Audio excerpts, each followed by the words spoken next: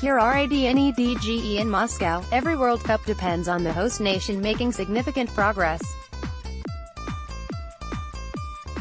Russia have achieved that by reaching the quarter-finals of the 2018 finals after defeating Spain 4-3 in a penalty shootout, following a 1-1 extra-time draw.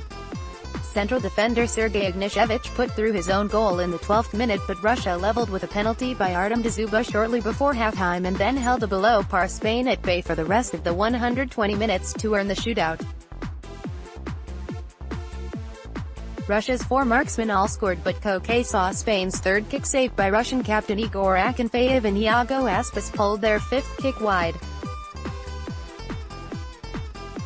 All or nothing. Russia line up in Luzhniki to face Spain. Russia were playing without the supporting presence of President Vladimir Putin, who, having noted that his team reached the knockout stage without his presence since the opening match, was again absent. Perhaps he and his advisors understood, after the Russians had finished second in Group A on being trounced in their third match by Uruguay, that the prospects did not augur well against the 2010 World Cup winners. Steady start coach Stanislav Cherchesov had decided to leave Spain raised Denis Cheryshev on the subs bench. The coincidence did not go unnoticed that this followed revelations by the player's father of his past use of a growth hormone. Spain started slowly, stroking the ball around, taking stock of the stadium, the atmosphere, the opposition. Almost immediately Cherchesov was off his bench and onto the edge of his technical as Russia forced the first corner. That assault came to nothing and thus Spain took the lead in the 12th minute. Hitting right back, Nacho was yanked off his feet by Yuri Zhirkov and Marco Asensio's free kick was deflected into goal by Ignashevich, who had been trying to hold Sergio Ramos at bay. Both teams, as the first half ran on, struggled to come to grips with the pitch, which cut up badly and appeared to have been overwatered in misguided compensation, prompting players on both sides to slip and slide. Spain were better able to adjust, both through the application of their patient passing game but also, of course, because they were in the lead. The challenge was all about what Russia could do to force a path back into contention or join Argentina and Portugal in the exit row. The game had running for 35 minutes before Roman Zobnin fashioned enough space and time to deliver the first deliberate shot of the match, which flew wide of David de Gea's left-hand post.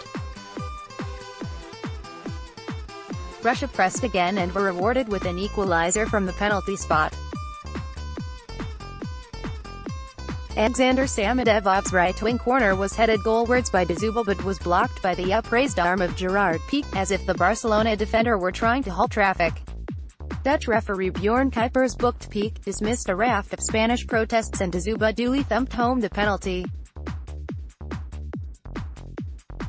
Substitutions. Russia brought on Vladimir Granat into the center of defense and pushed Kutepov wide to the exclusion of Zhirkov at the start of a second half which saw plenty of Russian energy and determination but nothing more in the way of serious goal opportunities. Cherchesov, needing more impact up front, responded by bringing on Villarreal's Cheryshev and Krasnodar's Fedor Smolov instead of Smedov and Dzyuba. Spain's emergency boss Fernando Hierro brought on Andres Iniesta instead of David Silva, who had run busily but to little effect. Spain now camped in the Russian half, content to play keep ball and draw the sting out of the Russian effort. They also created the first worthwhile chance of the second half, a low drive from Iniesta being well saved by Akinfeyev, dropping to his right. So to extra time. Both coaches had used 3 substitutes but could now bring on a fourth for the first time in the World Cup finals.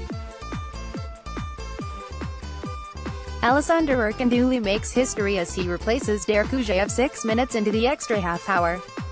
In the second half, Spain had an appeal for holding at a free kick rejected by a quick reference to the video referee team before referee Bjorn Kuipers signaled the end of extra time and the need for a penalty shootout.